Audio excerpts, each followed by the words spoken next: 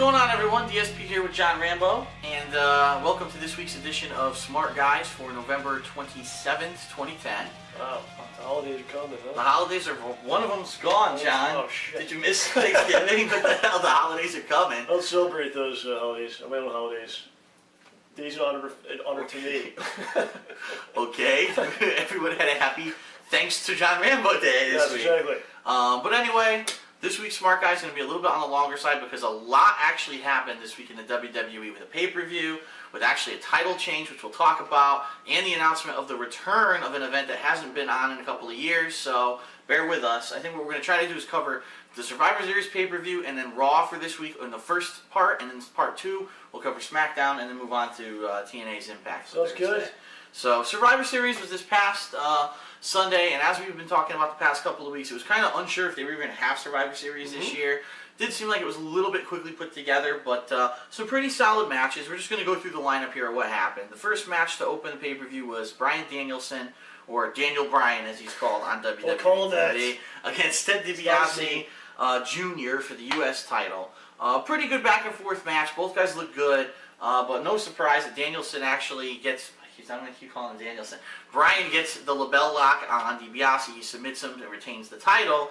And then, kind of like the mood of the whole pay-per-view, Miz comes out right after this and hits Danielson with the briefcase and says, "This is it. Tonight's my night. I have the Money in the Bank contract, and I'm using it tonight. No matter what, I'm winning the title tonight." Tease. So it was a tease, yeah. Teaser. The next match was John Morrison versus Sheamus. Went back and forth, but as everyone kind of figured with this program where it was going, Morrison gets the victory over Sheamus, which for some reason the announcer said was an upset. I don't see why that's an upset when they've been building Morrison for quite a long time. Yeah, so well, they get to continue it now. So. Right, exactly. A couple backstage promos over the course of the night with R-Truth, talking about how Cena has to do the right thing. We're back to his old music now. Did you notice that? Well... We'll talk about that later. All right. But you're right, it was really weird, but he's not getting crunk anymore. He's not getting crunk anymore. He's learned the error of his ways. But anyway, the purpose of this promo was basically, he says to Cena, "Listen, I'll help you cheat to try to retain your job." And Cena was like, no, I'm going to call it down the middle, don't do that. You know, the whole true blue John Cena, he has to call this match down the middle because that's his persona on TV. Right. If you don't remember what we're talking about, in the main event, it's actually Randy Orton against Wade Barrett for the WWE title, and if Barrett does not win the title, he basically says John Cena's fired. John Cena is the special guest referee for that match, so that was the stipulation that everyone was waiting. He did all these other, he did all these demeaning things to himself over the last 2 months, but like this is too far. That's too far. Calling a match the wrong way. I'll clean your back and whatever the fuck. The next match was Caval versus Dolph Ziggler for the Intercontinental title. Absolutely no reaction by the crowd whatsoever when Caval came out. It's because they made him look like shit. Yeah, for so many months, you're absolutely right. He didn't win a match. Finally, he wins one match. He gets a title shot. The crowd didn't give a shit. Yeah, if you make someone look like shit, they're gonna think you're shit. That's what happens. And it was a pretty good match. Caval was good. Caval, again, in every match, in his defense, Caval always has high athletic ability, showing all kinds of these crazy moves that other people wouldn't do. And then all of a sudden, Ziggler wins with a handful of tights, and it's like, well, so much for that run. That's pretty much it for Caval. Now what they do, like what the writers do from now, they go, "Oh, Caval's not over, so we don't use him anymore." Right. That's basically what will happen. That happens a lot of times. Right. It's their own fault that he's like that, So then they went on to the Survivor Series match, which was the only match of this elimination tag style of the night. Just to recap, it was Team Del Rio against Team Rey Mysterio, and obviously there were different combinations of faces and heels on each team. Team Doritos. Team Doritos, Alberto Dorito. Yeah. The match went back and forth. Everyone looked pretty decent during the match. No one really, did a shitty job or anything like that. But the bottom line is, it looks like Rey Mysterio did a 619 to Jack Swagger.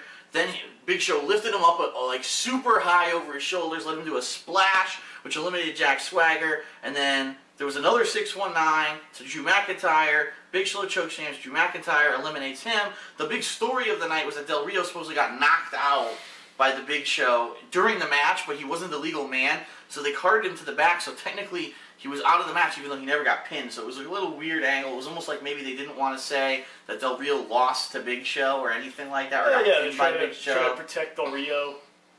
Right, and make him look stronger. Even though we've seen him lose before. Which makes no sense. He could have still been undefeated. I don't see what the difference would have been. I don't know. He still could have been undefeated. It would be cool. Women's title match was Laycool versus Natalya in a Finally. 2-on-1 fight for the title. Finally, Natty goes over with a sharpshooter. She's beaten like one of them or like both of them like so many times. Just like right.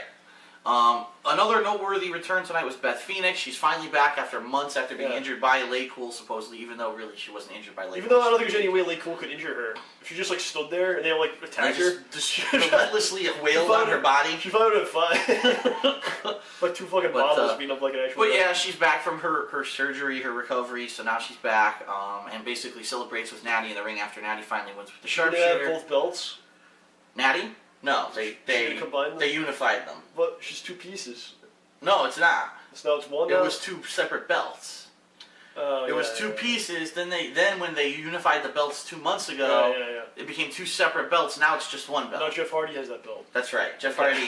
that's the TNA title. Oh now. yeah, I got That's where it. they got the inspiration. I got it now. Then the first world title match of the night, Edge versus Kane. Once again, the whole program that had been going on for weeks was that Edge had kidnapped Paul Bearer. So they're still going with that angle. They were teasing it all night. Finally, Edge comes out with an empty wheelchair, which only pisses off Kane. So the match starts. It goes back and forth, a lot of near falls. What ends up happening is that basically Edge spears Kane, but when they land awkwardly on their backs, and somehow the ref counts them both down for the 3 count, saying that it's a draw and therefore no contest, and Kane retains the title. So really weird. And then obviously after the match, Kane's going crazy. He's trying to figure out where's Paul Bearer. Edge somehow knocks him out, puts him in a wheelchair, and throws him through the wall. So the typical post-match nonsense. And Where really, the fuck is Paul Bearer? he wasn't on the pay-per-view. Why aren't the cops involved in this? I don't know. He kidnapped him in Europe, first of all. He kidnapped him in Brought Europe. him to the States. So Interpol should be involved. Yeah, how do you sneak someone across the border like that? You kidnapped him? You thought James Bond would be on this by now. You get like a boat or something? But I don't know. So anyway, that angle continues. There's one more promo backstage with Wade Barrett, basically saying to Cena, it was funny because he says, do you remember that in June, this was the debut of Nexus, when we came out for the first time as a group and we beat the crap out of you and we destroyed the ring. It was in this arena. And isn't it like ironic that here we are, it's pretty much going to be your last night at WWE unless you do what I say, and we're back to where it all started. So that was kind of a little thing there. But basically Cena says, listen, I know exactly what I'm doing. Leave me alone. Okay. So you're left to wonder what's going to happen with the main event. The next match was the tag match, Slater and Gabriel defending their titles against Santino and Kozlov. Pretty interesting that Santino actually wrestled some in this match, which he never does anymore. He actually did some decent wrestling moves, some reversals, showing that he actually is a wrestler, but they just never give him the chance to wrestle anymore. I thought he was a Saturday Night Live character. Exactly, like he's comic relief. Yeah. He actually can wrestle, but I think it was no surprise that we saw that Slater and Gabriel end up going over and win and retain their titles. Then all of a sudden there's an email from the Raw GM, the anonymous Raw GM. Now they're doing this on pay-per-views, which is kind of getting out of hand, but he basically announces that the Nexus will be banned from ringside for the title match, which everyone already knew, because that was the stipulation. But anyway, he just had to re-announce that. We didn't know. So the match is Orton versus Barrett. Again, Cena's the special guest referee, and the stipulation is free or fired, meaning if Barrett wins the title, he's free of Nexus. But if Barrett does not win the title, Cena is fired. It's pinfall or submission only. There's no DQs or countouts for this match. I guess that's an important thing. Cena couldn't easily just DQ someone or anything like that. There had to be a winner. So this is probably one of the I'd say one of the few matches where we've seen Barrett actually go toe-to-toe with someone who's like considered the upper echelon right now with Orton. I think he looked really good in the ring. Orton, he was his usual self, rest holds or whatever. Crawling around like a snake. Humping the mat. Exactly, nice and oiled, humping the mat. But anyway, it was pretty funny because there were conflicting chants during the pay-per-view. Half the crowd was saying, let's go Cena. The other half of the crowd was saying, Cena sucks. So it was like half the people want him to get fired. Yeah, and plus half he's the fucking. but he's not even in the match. Really. He's not in the exactly. Like, let's go Cena. And he's the focus of the match. But what the even fuck? though he's not in the match technically. People say let's go Cena when they want him to do while he's reffing, like ref better. All right, I don't know. Go Cena, ref this awesomely. Yes. Count them. So let's see. So Barrett ends up hitting the wasteland, but Orton ends up grabbing the rope, which breaks the count. And of course, now Barrett's furious. How could you not count the 3? Pushes John Cena. Cena says, oh, to hell with this. He pushes Wade Barrett, and immediately after he pushes Barrett, Barrett turns around and gets RKO'd by Orton, and Cena counts 1, 2, 3. Orton retains the title. John Cena's fired, and it's pretty crazy. Then all of a sudden, all of Nexus comes out, and they grab Wade Barrett and they rush him to safety because previously during the week, if you remember from last week's Raw, we had talked that Cena said, no matter what happens, I'm going to beat the crap out of Barrett after this is all over. Yeah, but he said that Nexus would beat him up if he tried it. Right. So they just got him out. They just got him out. Get him out. Fuck this. So anyway, that pretty much ended the pay-per-view. The one thing that is important to note, they almost had like 10 minutes of footage of Cena going around the arena. He took off all his ring gear, so he was just basically him in jean shorts, and he basically, gave everyone high fives in the whole arena. It took like 15 minutes to get around. Yeah, but I don't think people really believe he was fired. I think some people do, like the kids probably. They were showing some kids' faces. They were like indifferent. Some kids probably don't even know who he is, but anyway. That's probably true, yeah. They're like, why is Marky Mark in the ring? I don't remember that. It was before they were born. But anyway, so that's it. That ends Survivor Series. John Cena's basically fired. So this led a large amount of hype into Raw coming in on Monday because now everyone's like, is Cena really fired? Is he going to show up on Raw? Yeah. So incidentally, Raw opens and Nexus comes out, and of course the crowd won't shut up at this point because they're so hot. This is really cool. The crowd was so hot off of the Survivor Series conclusion that they would not shut up for like 5 minutes. Barrett kept trying to talk, and they would just keep yelling and screaming, and you couldn't even hear what they were saying. They were just yelling at the top of their lungs. That's what it's all about. And I think it's the first time in years they've had that kind of reaction. So I think WWE... Because they had something that followed the pay-per-view, like a question mark. Right. That's what you're supposed to have. And I think really it at least, if anything, it's shown that the WWE has done a good job with Nexus, and they've made them the #1 heels in the company. They've made it. They have so much freaking heat now that every time they come out, that everyone just like detests them. So they've done a really good job with that. So Barrett finally gets to talk. He says that he wants a rematch because basically during the match at Survivor Series, Cena pushed him right into the RKO. He wouldn't have lost if Cena didn't interfere. And he says, what referee would possibly do that besides John Cena? That's bullshit. I want my rematch. He also... that's right. Before he says anything else, the Raw GM interrupts with another anonymous email and says, yes, actually, there will be a rematch. It'll be tonight. It's you versus Orton. So he's going to get his title rematch. Then Wade Barrett mentions, oh, by the way, I'm actually going to allow John Cena to come back tonight to say goodbye to everyone. Because I'm such a nice guy, I'm going to let him back. So it's kind of weird, like, oh, yeah, like, something's going to happen when Cena comes back. But anyway, pretty interesting that Cena's, once again, he's going to be on the show, even though supposedly he's fired. CM Punk is on commentary. Yeah, he's got an injury right now, so they want him to keep him on the show in some kind of fashion, so he's a commentator. Now, but didn't he have that injury before and he wrestled with it? Yeah, but now it's at a point where I think either he's having surgery or he had surgery or something like that. So, okay. Or he needs time to heal, basically. So they want to keep him on the show. They like him as a talent, but this is the way to keep him on the show without... Okay. It seems like he knows his stuff, and I think Jerry Lawler's kind of lost now in the mix. Well, I thought it was hilarious. A couple things he said during the night. I took some notes here. Let me see. Where's that really hilarious one? Did he talk about Jeff Hardy? Jeff Hardy's talking about him a lot. Well, you can talk about that. Talk about that. You don't want me to mention it? Go ahead. Well, Jeff Hardy did a drunken rant about CM Punk, which you can find on thekingofhate.com and the wrestling forum. That's right. It's actually, the video is up there. Yeah, someone's linked it to the YouTube video. So some of the interesting things that CM Punk said on commentary during the night. First of all, when John Cena was out there giving his farewell address, he started laughing at the crowd under his breath. Which is hilarious. He was like, Cena's like, oh, I feel like he was like all tear jerking, and CM Punk's like on the mic. At one point, I believe it was Jerry Lawler started talking about Brie Bella, and Punk goes, Brie Bella, next you're going to be talking about what shoes Maurice is wearing. How about the match in the ring? Yeah, he was good. He was like on top of Lawler a lot. It was pretty good. He was on top of Lawler all night. Lawler's like, oh shit, I have to pay attention to what's going on now. And later on, this was really good. There was a match of John Morrison versus Tyson Kidd, and Cole, and another one of his flubs says, oh, look how John Morrison molds his body with parkour. And he goes, molds his body? What are you talking about? He goes, really? That's what parkour is? Being able to mold your body into shapes? And he goes, Cole's like all embarrassed because he always said the wrong thing in the middle. So CM Punk, for his first night on commentary, I thought he was pretty funny. Hey, he's a young guy, he's a smart guy. It's good that he was able to interject with some of his own little quips and things like that. But so anyway, the announcement of the night, which no one expected, is that there's actually going to be a King of the Ring tournament next week.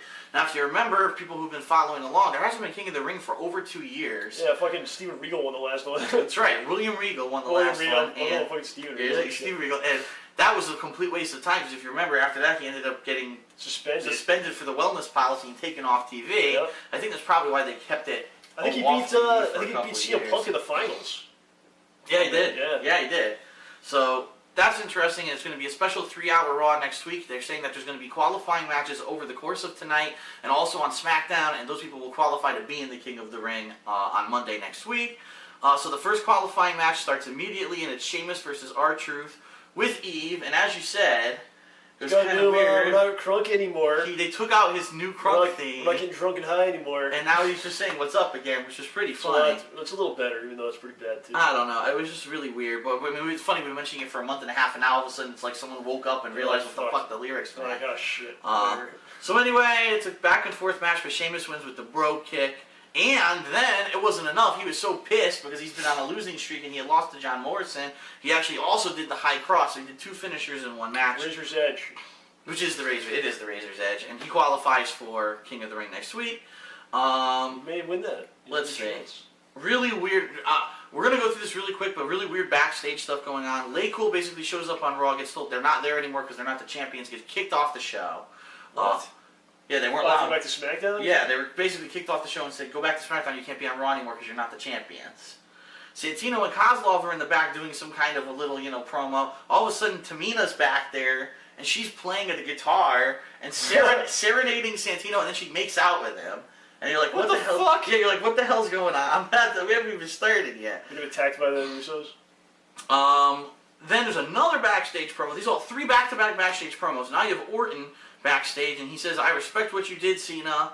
I will win tonight. I'm not going to lose the title, especially after what Cena did last night and did the right thing. There's no way I'm going to drop it tonight." So the next match for qualifying for King of the Ring is Zeke, or Ezekiel Jackson. Now they call him Zeke, versus The Miz. She called him Zeus.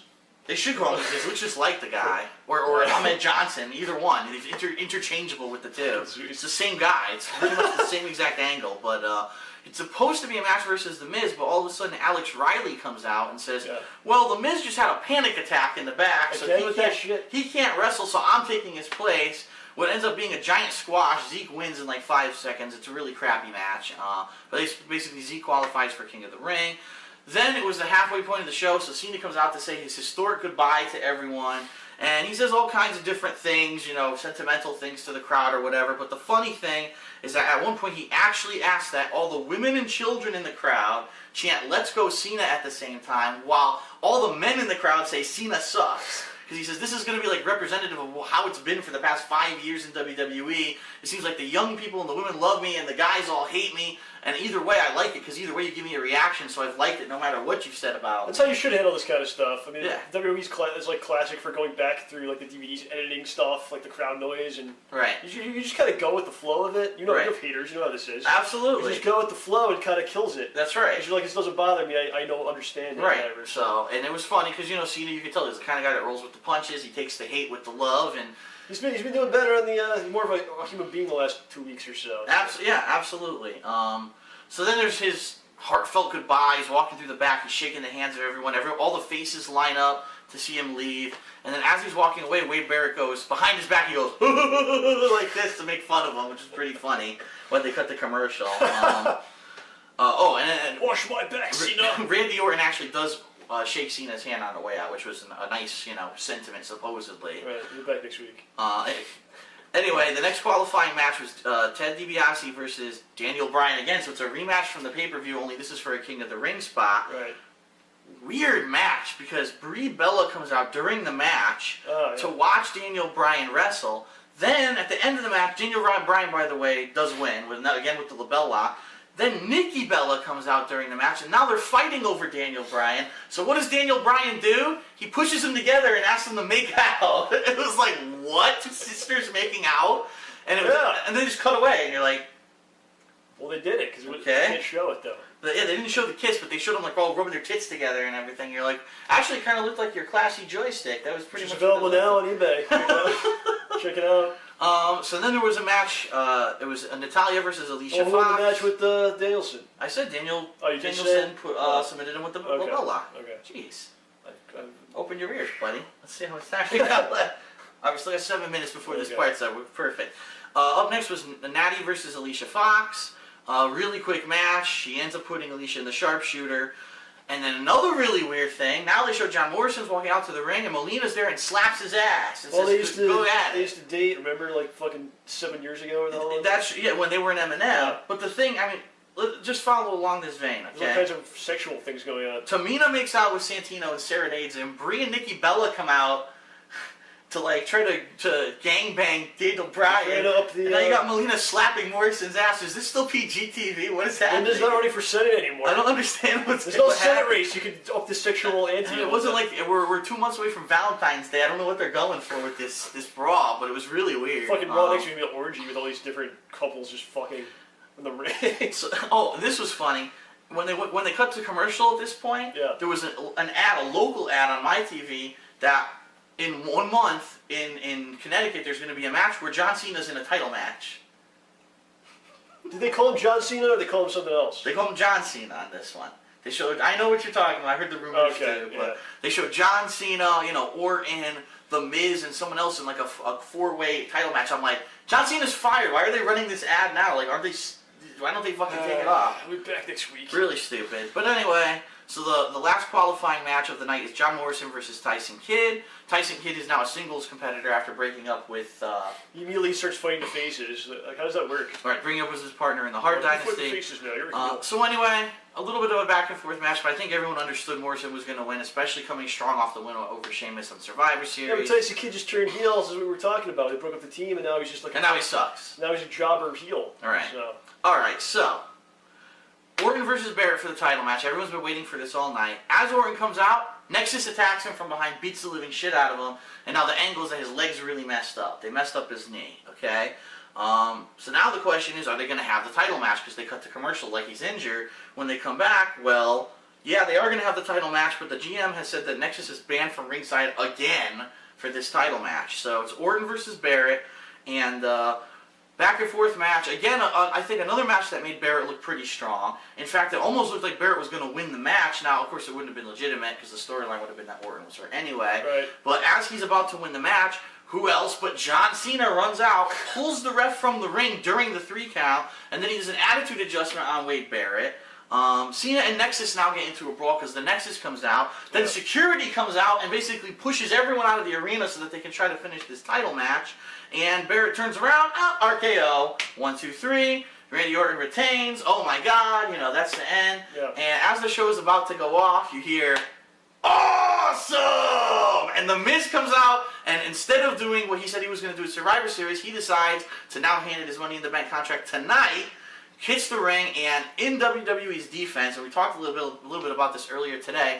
Every time someone's traded in the Money in the Bank title the Money in the Bank contract so far, they've won the WWE title.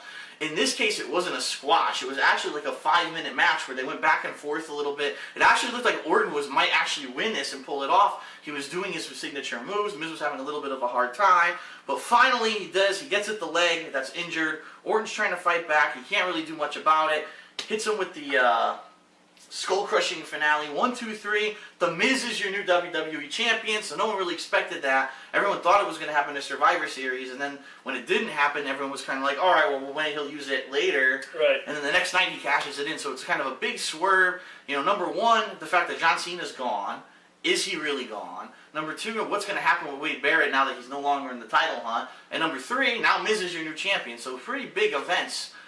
For Survivor Series and Raw there. Pretty exciting week, at least if you've been following along. Yeah, at least there's stuff going on and some question marks for next week. Right. So something interesting to look forward to. And with King of the Ring next week, that's going to be pretty interesting too to see how they pull that off and if they're able to push. One thing I can say, and we haven't talked about SmackDown yet, we'll talk about it in a minute in part 2, but at least it seems the people they're picking to be King of the Ring aren't the usual suspects. There's up-and-comers, people who haven't necessarily had a chance to be the champion or to shine fully, and they're trying to really push these people. So I thought that was a cool thing. So. Alright, that's it for part 1. We'll be back in a minute with part 2 where we'll talk about SmackDown and then Impact for this week. Alright.